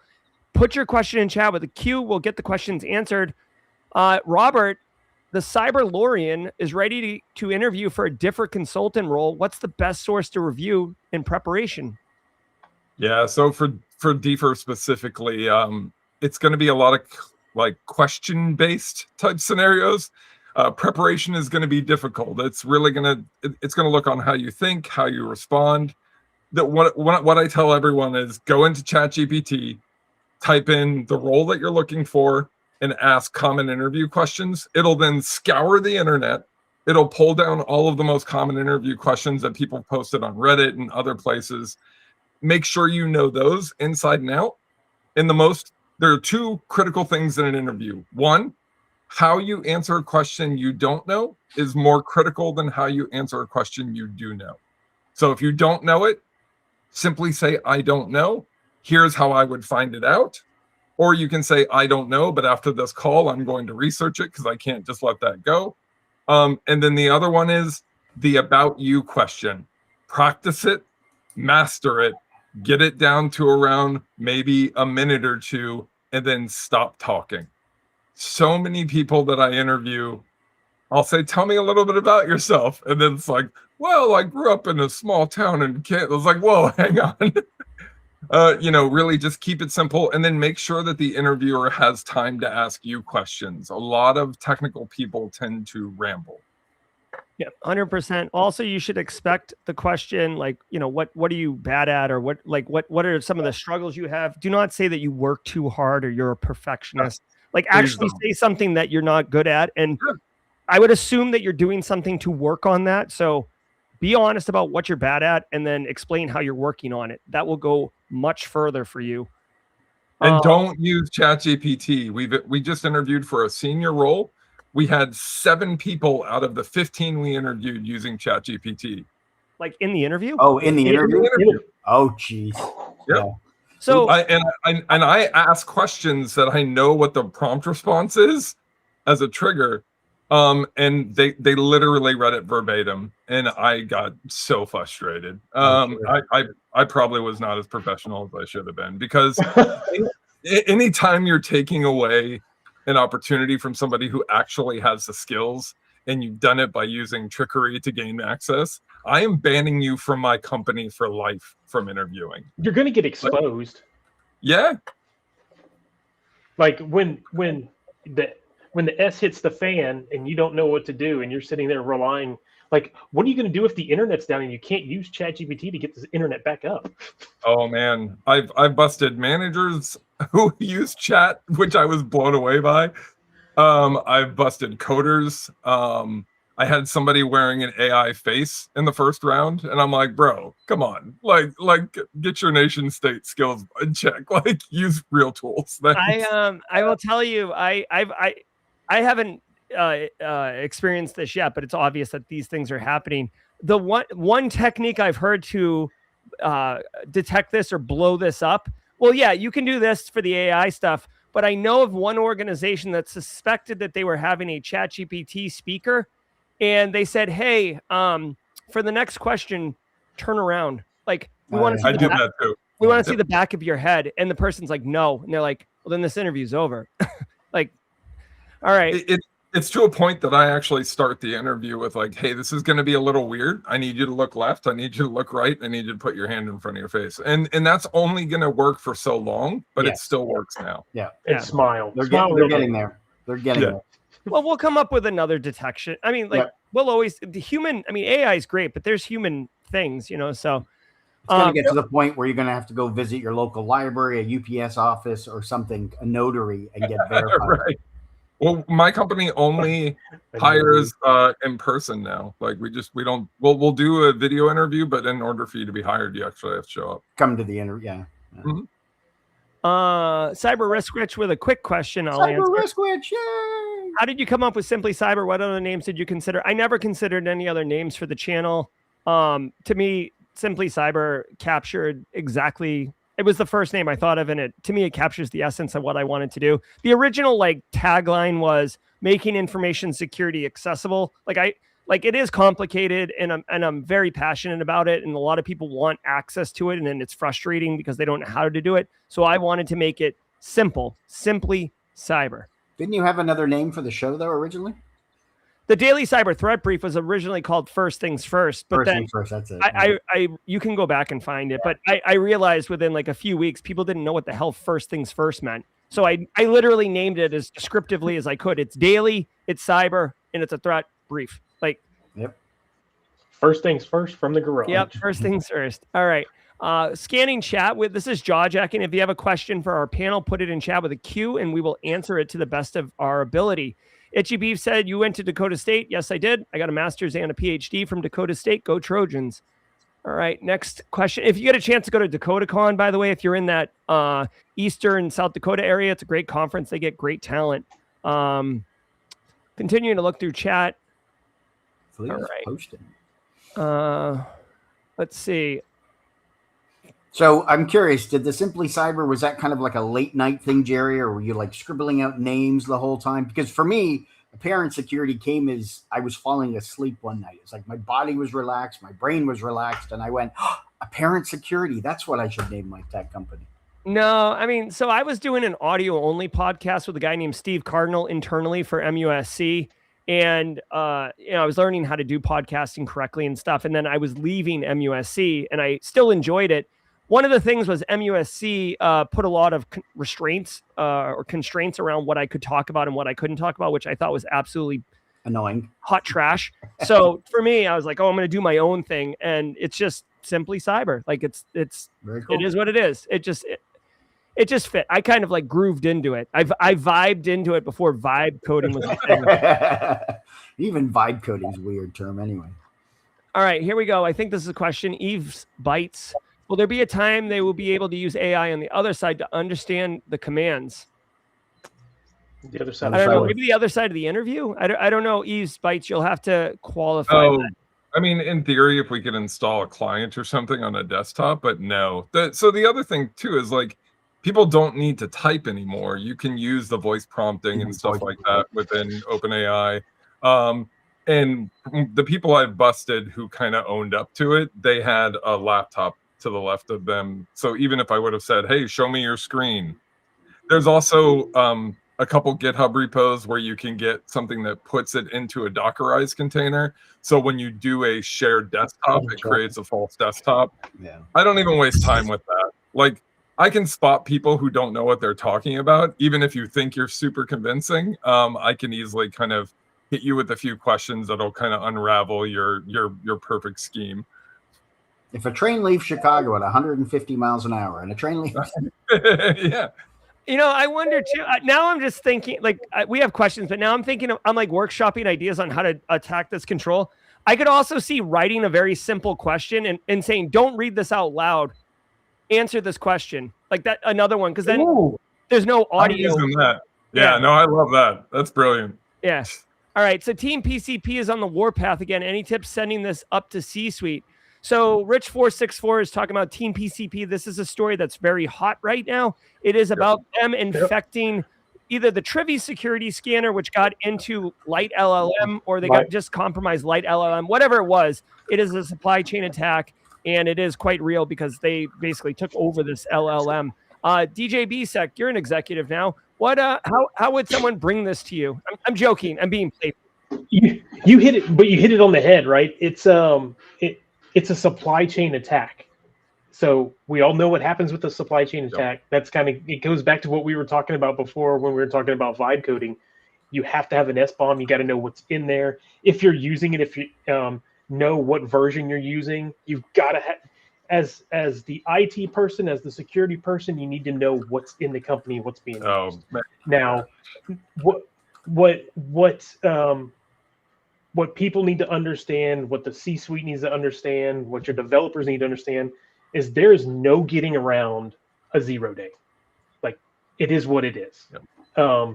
This was, for lack of a better term, a 0 day when it came out. But I think we saw in the article it was like there for like 4 to 6 hours before they cleared it out and put a new one on there. But in those 4 to 6 hours, I think there's like 3 million. If you go look, 3 million downloads a day for light LLM. So if you were in that span of 4 hours, you may have been infected. And I mean, there's stuff out there that shows how to clear it out. But as the question poses, to bring it up to the C-suite, you just need to explain to them, we've got to have somewhere something that shows us all the materials. We can't have tons of shadow IT or shadow this or shadow that we don't know about, because it's going to lead to an issue. All right. Yeah, I mean, okay. Yeah, when somebody brings stuff like that to me, really just honesty. The biggest thing we're looking for is exposure and risk, and what is that? That's all I really want to know. Hey, a perfect example, like if you don't have software bill of materials, a lot of organizations may not be that. There's lots of ways to get it, and it's incredibly critical for your development pipelines to know what open source tools you're using, what plugins you may have. There are a lot of ways that you can be insecure from a supply chain attack like that. And like you said, it happens so quickly. It's how you respond, and then what is our current impact and risk. That's all we really care about at the C-suite level. It's your Well, the other thing is, we're all here right now. Follow Jerry. Listen to this in the morning. Yep. These are the things. This is the whole reason that it's done in the morning, right? Is to understand what's going on. So if you were here yesterday, or actually, last week was when Tivoli hit. So you have already known that was going on, and then saw that it happened in here, and you can extrapolate that. Hey, they're trying to get into all kinds of different things. So now we really need to be aware. Maybe you got a C-suite sent something over to the security team saying, hey, what about this? You would have been notified. You already know about it. You can say, hey, yeah, this is what's going on. I'm checking with developers or checking with anybody else to see if this is even used in our company. And hopefully we're fine. If not, and it has been, there's remediations out there already that we can look at to clean this stuff up. Two things. So being informed. I was going to say two things. One, Jerry's going to need double doors on the Auger buffer overflow studio now to get his head through after that awesome comment of watching the show, getting him pumped up. But also, we've got S-bombs. We're going to have to start talking about AI bombs, right? What's integrated within that, and that Cisco Defense had a tool for it. But yeah, the AI, the S-bombs, the awareness, the risk aspect. James, can you quickly define a bomb? Bill of materials, kind of like the ingredients that you have inside your software. What DLL libraries is it calling? What type of, where's all the software coming from? It's kind of like ingredients that you have when you look at the side of the box of your Cheerios and you look at all the stuff that's in there. That's kind of the easy way to explain it. So whether it's a software bill of materials, a hardware bill of materials, or an artificial intelligence, vibe coding, or that aspect bill of materials, getting to understand what's in there. All right. We got a lot of questions here, so let's keep cooking. Head barn doors. Yeah. Let's see. Robert, GRC guardrail. Any recommendations for router for both replacement of the stock one that you get from your ISP and for a home lab budget friendly one? You're a resident tinkerer. Yeah. Honestly, any of the Netgear routers are quite good. You can install open source firmware and stuff on them too. OpenWRT is one that I like to utilize. Tomato is another open source that's quite good. It's updated more frequently than your normal ones. Look at specifically what's in your budget range and then see which one supports either one of those. And then if you're looking to tinker, they give you a lot of flexibility. It really unlocks the potential of what it can do. And it gives you a lot more security functionality. You also need to be aware of, does your provider actually allow you to put that out? And if not, then ask them if they have bypass or pass through. Yeah, they normally, that's the biggest thing. A lot of the providers are nickel and diming people with like a subscription to keep the router. So it's only by request. Yeah, and a lot of them, like if you're one that has high-speed internet at your house and you're running a static IP address, like you have a static IP address, you have to use their equipment. Yep. Be careful. And there was just a news story earlier this week that like the sale of like Chinese-based routers is going to be illegal. So you might have to scoop these up sooner than later. I don't know what's happening with that. Don't buy them used. They can come pre-installed with all kinds of stuff, crypto miners, a bunch of other things too. Yeah, but even if you wipe the firmware and put in like DDWRT or whatever, is DDWRT still relevant? Is that a thing still? I think it is. Yeah. Okay. If you wipe the firmware, are we okay? It should be, but it really depends. I've seen devices where they put small hardware separate from it, but it's pretty rare. But it is something that happens, and it's not as uncommon as we wish it was.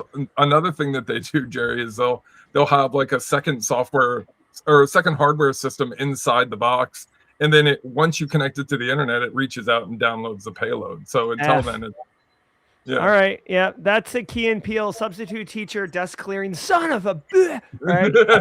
Hey, Kyle wants to know where should he host his personal brand website. DJ Bisek has used GitHubs. He recently found Cloudflare. I got to tell you, I will be moving Simply Cyber IO to Cloudflare pretty soon. But DJ Bisek, do you have a like it or hate it on the GitHub? Right now, it's all about traffic, right? So it's just a matter of if I have so much traffic that GitHub stops, then maybe I'll go find a hosting like Hostinger or something like that. But right now, GitHub, it's free. Why wouldn't I not just continue to do that? But I did pay for my my domain name, and I use Cloudflare, so it's backed by Cloudflare. Yep. And like I said, I'll be moving to Cloudflare soon from Wix. And with Cloudflare, you get to see all your traffic and find out what's going on and how much you're getting per day and so forth. So you can see if you're starting to get 10, 15,000, 200,000, that, hey, maybe it's getting to the point where I do need to move it to something that's more user-friendly. All right. We are at 9:32. We can go a couple minutes over. If any of the panelists have to just drop it in chat so we can make sure we do a little shout out for you.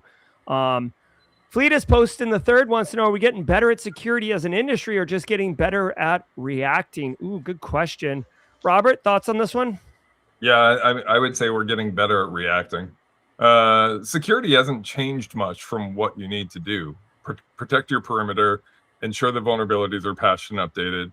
Our response capability has gotten better. Our ability to adapt quickly has gotten better. And our understanding of what happens when you fail that. I think because we've seen all of the breaches, because we've gone through all the tabletops and things, you get that kind of experience. And once you've seen it happen, you go, okay, I don't ever want that to happen to me. So I think just with knowledge and the way we share things, we've just gotten kind of smarter at responding. I love it. Another question coming in. Well, I don't want to spend a terrible amount of time on this one because it doesn't resonate with everybody, but I have started a business. I know James McQuiggan is flirting with this. Roswell UK basically says, how do you know, how do you start a business? How do you start a company? How do you know when it's ready for business, et cetera? I guess I was going to say, Kathy Chambers wrote an awesome article yesterday about starting with one client and kind of what it was like for her. Find that article. Check that out. Yep. It's called Authentic Feedback on LinkedIn. Yep. Kathy Chambers, definitely a good suggestion on that one. The one thing I would say is don't start a business if you're not like into it, because it's just like a PhD. It is a very demanding enterprise. And the first, there's a reason most businesses fail in the first year. It's because they don't have the momentum and the stick. So just, all right. Robert, this is a hardware question. Kerry, who's a long timer here in the community, got his A+ in Sec+, and he's got troubleshooting skills, and he wants to know if he should go into hardware hacking and how he can look into that and build skills. Oh, I mean, that would be cool. I would say the viability of it in the job is very slim. I've built a few devices when I did social engineering. Like I built it was a power strip that had a Wi-Fi adapter in it that I could then basically connect, and anybody who plugged in their laptop to it with the cord, I would get their traffic. Other than that, you're not going to have too many uses for hardware hacking unless it's just personal. From a business perspective, I don't see too many values. But there's all kinds of hardware hacking stuff on YouTube. It really just depends on what you're trying to do and what you're trying to get into. But I would say for work, it has limited value. I've used it maybe 10, 15 times in 20 years. Yeah. Yeah. Hardware hacking, you're not going to find a lot of work. Number unless two. unless you find somebody that has like a old Bitcoin hardware that they need hacked. I don't know if you've seen that. Yeah, somebody is like, I got 4 coins on here. You Yeah. get into it. Real quick, Matt Brown on YouTube is an incredible hardware security content creator, and Daniel Lowry, known for a lot of things, but Daniel Lowry is sleepy, a good hardware hacker. He's got his bus pirates and his UARTs ready to go. So check with Daniel Lowry, who's also going live here in 24 minutes on the YouTubes. Next question coming in. 1 second.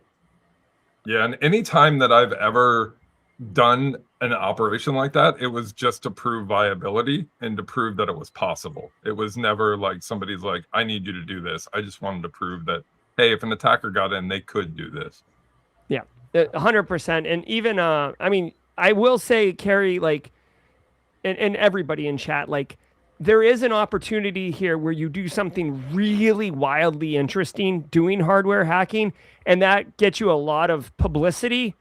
And then you ride that wave into something else. But like on balance, if you just got good at hardware hacking, no one's going to pay for that because it's not a business imperative, right? Like they'll just kind of throw what it out. Ryan does, Ryan Montgomery, right? With his little His flipper. His flipper. Yeah, Yes, well, he does a lot of that. Ryan's great at like presentation though and stage presence. So, all right. Bad Child Cat says, how much should one disclose to a government employer considering your sordid past? I'm interested in applying to Lockheed, but I know they have a deeper background check. All I would say about this is answer the questions honestly. They'll find out. Yeah, I mean, especially if you're going for government side, you will or clearance of any kind. Any of it. So I've gone through clearance for TS. Yep, it's intrusive. They will call your neighbors. They will talk to people you haven't talked to in 10 years. They will find everything. So it really just depends on the role. Yeah, I also had a clearance. This is like a personal story to share. There was another question here about how to get a clearance without joining the military. You have to have an employer sponsor you. There's no pay to play. You can't just go get a clearance. But to this point right here, I also had a security clearance at one point in my life, which I did not like having. When you sit down with a federal officer who's interviewing you, they don't want to talk about all the great stuff you've done. They just want to talk about all the bad stuff you've done. So you leave that meeting feeling awful about yourself. Awful. Yeah. I don't think I know anybody that's had a clearance that's like, I love having my clearance. Oh, no. And there's rules around it too. Like there's a lot of things that can cause you to lose your clearance. I won't go into them, but there's a lot that like, you have to be mindful of how you represent yourself, who you interact with, who you have conversations with. There's a whole lot. It's super annoying. Gabriel wants to know, and this one's for DJ BSEC, how are you managing incessant vulnerabilities? Like what AI tools or procedures do you leverage? He's got M365, Barracuda, and Rapid7. So, yeah, thank you. What are your thoughts on? I mean, right here. It's the every job. day we come and watch, find what vulnerabilities are out there. You have scanners, M365. I don't know what version you have or what licensing you have, but that they have their own threat capabilities inside M365. They're all over the place. Making you. Yeah. I guess the one thing I would say to Gabriel here is like, this is the job.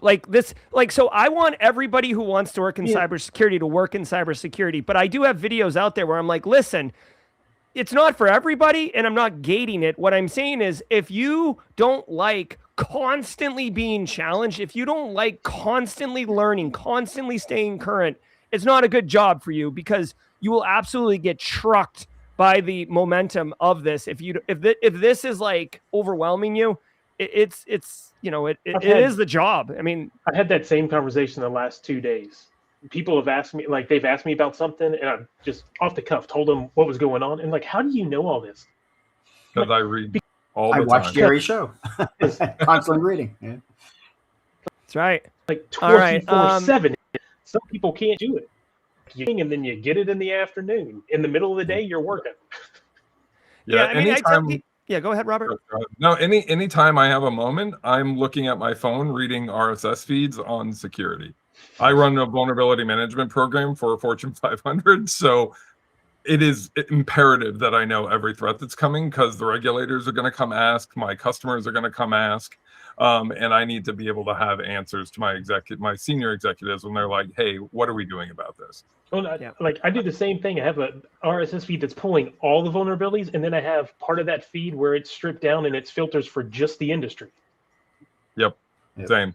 Yep. Yeah, and this is why this is a perfect example. I tell people, like, cybersecurity is a lifestyle, and people are like, "Oh, what? Like, I don't get it." It's like, yeah, I mean, you can do it and just punch in and punch out 9 to 5, but like realistically, if you want to be successful and develop and grow and get higher salaries and all that stuff, it's a lifestyle. And it's, you know, if you're into it, great. And if you're not, you just got to be real with yourself.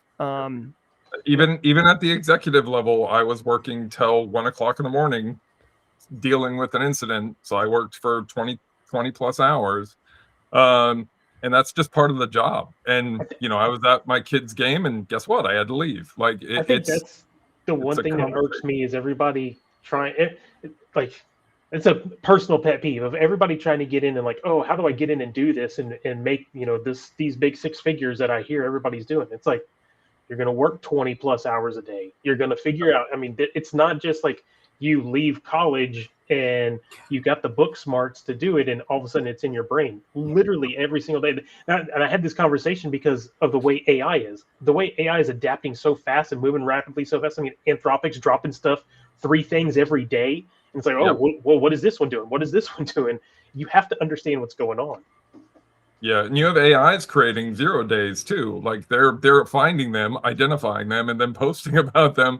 You know, it's going to become a larger issue, and response and the way you respond and constantly being engaged is the lifestyle. So like, I don't know if y'all saw this one, but Claude had or Anthropic had basically a post that was supposed to be hidden that actually got seen. It was on a public forum that was hidden behind the wall, but basically it got seen and shows that they've got a new model, not Opus anymore, not Sonnet, but there's a new model coming out. But Anthropic internally is afraid of this model because they think that it's a cybersecurity risk. And now people, I mean, I just read that this morning. I was surprised it wasn't on CISO series, but just read that this morning. Hold on, you were surprised? Well, come on. It'll be on Monday. Yeah. But I mean, Anthropic themselves, not only is Anthropic, did it show internally that Anthropic was a little scared of their own stuff and how they believe it could be used to create threats, but they actually had somebody from Anthropic verify that it was written. It wasn't somebody else. Like, this is an actual internal message from within Anthropic. So I was like, oh, okay. Yeah. Catch me outside at Simply CyberCon for my dystopian AI future thoughts. There's some great books on it too. I won't plug them here, but there's a couple that are kind of, if you build it, they'll come type books that are fantastic. There you go. Phil just put it in the chat. Phil Stafford did it? Okay, cool. Yeah. Mythos, yeah. Mythos is what dropped. Camiria Gonzalez, squad member, 31 months. H-Town's own, by the way, DJ BSEC. She said, "Hey guys, thanks for all you do. Where could someone go to build up themselves to lead and run the GRC at a company while still being new?" I guess, James, it's been a minute since you spoke. Let's hear from you. Yeah, because I'm Mr. GRC, right? Yeah. I could. Okay, I'll answer. I feel bad answering these questions because it's a panel. I want other people to get time in the sun. All right, so here's what I would do, Shamiria. Like, number one, just start absorbing all of the GRC stuff. If you wanted to start crushing it, I personally am all about NIST CSF. You know this already, but for everybody, NIST Cybersecurity Framework, go look at it. Whatever your organization is using for its information security program framework and structure, you should align to that. So if it is ISO or CIS, get familiar with that. But if you don't have one or whatever, you're looking to introduce one, start mapping in SCSF. This will give you a long-term vision, a kind of a plan on how to get to where you are, to where you want to be. It'll give you visibility into your overall gaps and weaknesses. Then you could start doing like risk calculations, which is another GRC function, on where are your current gaps, right? Like you don't have MFA, that's a massive gap. You don't have MDR, that's a massive gap. MDR is going to be an expensive proposition to correct. That's like, you know, I mean, you could do in-house SecOps, but realistically, there's a huge hurdle between outsourcing SecOps and then having in-house. Likely you're going to do MDR. That's like, it could be like $100,000. So that's a big budget ticket item, but like getting what the risk is of not having visibility and able to respond is huge. So start saying that. In order to become the lead, what I recommend doing is basically being the lead or taking initiative, taking action, being the person that people natively go to, and just naturally and organically become the lead. People are going to start coming to you and being like, Shimmeria, what do we do here for this? Or where are we with that? And then be ready. Yeah, be ready. Be ready. And honestly, like, I know this sucks. A lot of people hate this in industry, but like basically you need to start doing that job before you get recognized and paid for that job. And once you're doing it, you know, then you'll have position of power where it can be time for review. And you can be like, hey, I know I got hired to do awareness training, but like, I'm kind of like low key running the information security program, which is fine. I love doing it, but I think that my salary or my title needs to align with what I'm currently doing. Or, you know, that's fine. If you don't want to do that, we can go back to me just doing awareness training, or you can go look for another job because now you have all those skills that you can market yourself as. Thank you for the question. That's exactly what I was going to say. Way to go, Jerry. Whoa, Jesus Christ. Jerry, what just happened there? Like, hold on. Go first, Ben. I was going to say, I know you love NIST, but why not, maybe if they have nothing, why not start with CIS or maybe CMMC? Yes, you can absolutely start with CIS 18. That's a much more, I like to call CIS 18 training wheels for an information security program. Not belittling it as childish or unprofessional. It's just stripped down and much easier to implement. I'm just such a dork for NIST CSF that I know you're Mr. Love of NIST. James, you had something you wanted to say? I was going to say that's exactly what I was going to say, Jerry. Way to go. Good stuff. Okay. Soulshine says, what hardware do I need for your master GRC class? You just need a internet connection and a computer. You could literally take the class on your phone if you wanted to. All the resources and tools you would use are internet accessible SaaS apps like, you know, Excel or, you know, Google Sheets, Google Slides, everything like that. So I would recommend doing it on a real computer, not a phone, but you can do it. Looking through chat here. What are we at on 9:48? Okay, DJ B-Sec, before you go, what do you have? Like, you got some rounds to do around the jail there? What do you got? You go find the warden. DJ B-Sec, what do you want to share with folks? Hey, just keep on keeping on. That's all I got to say. But pay attention every day. Like we've already talked about it today, is, you know, if you want to be in this industry, be in the industry, you're gonna have to put the time in. There you go. Thank you, DJ B-Sec. Thanks for taking time out of your day to come join the panel. Enjoy your weekend, bro. Yep. Everybody have a great weekend. I'll see y'all.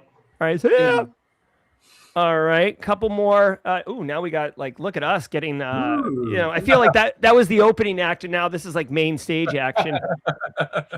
While we've got people, if you have any questions, we have a few more minutes left over to answer questions, so drop them in chat. But as an opportunity, Robert, can you share, like, you know, what would people like to, what do you want to share with people? Yeah, check out Bowtie Security Guy. I'm on all social media platforms. If you need a mentor, if you're struggling, if you're looking to break in, feel free to reach out. I'm very approachable. I'll tell you like it really is. A lot of my videos are very much what the reality of cyber is on YouTube. So if you go there, I've got my podcast, Bowtie Security Guy After Dark, that's being shown right there, which is very much catered to new people. It tells you what the job is really like. Explains kind of, I talk to professionals and we talk about the struggles and what the job is, so you can get a really good understanding. And that's about it. You know, we're here to help. A lot of us cyber professionals are approachable. Really, if you're looking to get into cyber, you need to break out of your comfort zone and you need to start talking with people. You need to engage, you need to have conversations. Thank you, Jared. I appreciate the love. I work with a lot of people, and I don't charge for this. Like, I'm just trying to help out. I know how hard it is to find anyone who even cares, but don't be upset if I respond to you with a bunch of videos to your questions because I've already answered them previously. Exactly. I mean, that is why Simply Cyber, that was its original inception reason, is because I couldn't answer people's questions. Yep. And I felt bad being a prick to them. Like, oh, get out of here. I don't have time for you. Like, I can't sleep at night if I say that to someone. James, share some stuff, share some love. Let's see. So next week, the next few weeks, busy doing presentations, going to conferences, CypherCon next week. Got a refreshed and updated presentation regarding the dark side of AI and deepfakes. Got some new toys that I'm bringing with me that I've created to demo on how easy it is. What conference? Is there a conference someone can meet you at? I will be at CypherCon in Okay, Milwaukee next week. The week after, let's see here, the week after. Real quick, if you're going to CypherCon, let us know in chat. Say you're going to be there if you're actually going to be there. I'd love to see who's going to be there. Then I'm doing with the ISC2 Central Florida chapter, we're doing a CISSP training day. So that's going to be a lot of fun on April 11th. That's available on their website. And then I'm doing a presentation for the Maritime Security Group, but that's closed to them. And then I'll be in Tampa, Elevate IT, on April 16th. So I'll be leading a CISO panel there. So got some busy work coming up, plus some other fun projects. Irons are still in the fire, still working through, but gonna have some fun this month with some getting back out there and doing some presentations. I will plug James too to anyone listening. James is available. He's amazing. He's a fantastic presenter. If you need somebody to shill your product, to talk on a huge stage, to get people engaged and get new customers in the door, James is your guy. Checks in the mail there, Robert. Thanks, bud. Nailed it. Yes. So Venmo money coming your way. Right. Also want to point out, nope, I forgot. I had something for James and then I didn't. Of course, I'm Jerry. So if you're here, welcome to Simply Cyber. We do all sorts of great stuff. Go to simplycyber.io/schedule to see all the things, or simplycyber.io. And then, that is that. Question from Nick. James asked yesterday, but a bit late. Come on, show on screen, computer. SCADA devices being visible. Is that due to lack of segmentation, budget, incompetence? What is it? All the above, actually. A lot of the times people just connect to the internet going, "Ooh, this is an easy way to be able to get to it." Or, "Hey, look, this is, we're making our access a lot easier for us," and they just don't have the awareness and understanding of it. Some of it may come down to budget, but even if you don't have budget, you can still put them behind a firewall and isolate them. You don't have to be connecting them directly to the internet. Have some sort of remote access into that environment from a single point. Don't do many to many, do one to many, or even one to one. And from that one system on that side of the SCADA then talks to all the other systems. Least user privilege is key. Availability is key. And you can do all that without, blowing the budget. It's just, some firewalls and a couple of computers kind of a thing. But lack of segmentation, segment those systems, even if you don't get a budget, because a lot of those, just keep it available. But if it's incompetence, then it's just a matter of getting your folks trained. Never let SCADA be routable. Amen. There you go. Next question for Robert. Ian Guidry says he's got his pen test plus and CYSA plus. Can he get an interview? Robert. Yeah, that's all it takes, man. No, unfortunately, I don't have any roles open. When I do, I post them on my page and tell you exactly what I'm looking for. I also interview people who have actual jobs open. I reach out to probably about 100 people a month who post roles that say, "Hey, I'm looking to hire somebody." And I message them privately and I say, "Is this role actually open, or is your company asking you to post it?" And he said, "The role is not actually open. I've got an internal person," is the most common response. Gross. So don't get discouraged as you go through it. Build those relationships. If you're looking for pen testing type roles, sign up for HackerOne and other bug bounty programs. Start getting your name out there, and then the offers will start to come. But it's a rough field right now. But when I interview or when I have open roles, I post on my page, and any of my friends who have actual open roles, I do hiring spotlights to really highlight that role when it opens. But if you see a role, reach out to the hiring manager, reach out to all of the recruiters. If you're just applying and expecting a response and you have no connection, you're not going to get one. Every role that I've opened in the last 2 years, within 24 to 48 hours, I have to close because I have over 700 to 800 applications. Yep. And just real quick, Pen Test Plus is offensive, CYSA Plus is defensive. So you are getting kind of a rounded, but just know that like there's really no cert except maybe OSCP or PNPT that I'm aware of that like is like a door opener, like a door opener. Yeah. Like, so these are great, Ian, and I'm happy that you got them, and they're definitely going to be valuable to you, but they're a piece of the overall pie, right? Like you can't just call a side of corn a meal. Like you also need like a pork chop and some mashed potatoes on that plate, which would be like, experience and maybe, some education or some relationships with people. But keep going, keep doing your thing. There's a question in here for James from Gabriel. Hey, James, do you have a short video I can use for deepfake security awareness training on an LMS? I don't have a short video. I mean, I don't have one made personally. You can go out and look at Perry Carpenter. He's done I was going to mention Perry. Yeah. Perry's a good friend and former colleague from Noble4. He's done a bunch of videos online. Perry and I chat regularly, but he's got some good demo videos that he's done. I've done demo videos in my presentations through Anti-Siphon and online as well. But otherwise, make your own. It's not that hard to go out and be able to create your own. Do one of the CISO or your chief exec, your CEO for your organization. A couple hours and you got a video made. We did one recently to show the dangers of it to our company, and we did it and we showed it to the head of the company, and he's like, no, that's way too real. So we had to like use a lower we had to use a lower end model, which is equally as scary, but just to show like you can make them so good now, and they're so easy to make. I literally had my 14-year-old daughter make a deep fake. It took her probably about 30 minutes. Yeah. Well, I can do mine in 4 minutes now, but yeah. Yep. All right. As we deflate Jerry's balloon. No, it's fine. So Perry Carpenter, definitely an AI expert. Like, it's kind of funny because like he does a good job of marketing it, but like I feel like Perry like does so much and he's so good at it, and a lot of people are unaware of how good he is at it. He's got a lot of projects going on. So I love it. I want to promote something or share something or whatever. And I'm saying this more for like almost like public accountability than anything else. I have over the years, you may have noticed, like I've tried to do shorts or Instagram reels, and I do it. And then I stop doing it because it's like too much work, too much effort, and I don't get any of the results I want. I am now trying. I'm going to do it for like a month, and we'll see. You guys saw I did a bunch of RSA shorts, but yesterday I did one of these green screen. Here's the story. And then here's like 2 sentences on what it is. And then here's my hot take on what you need to know about it. I'm going to do those for a month. I'll report back, but I've got it all set up. I've got my little, I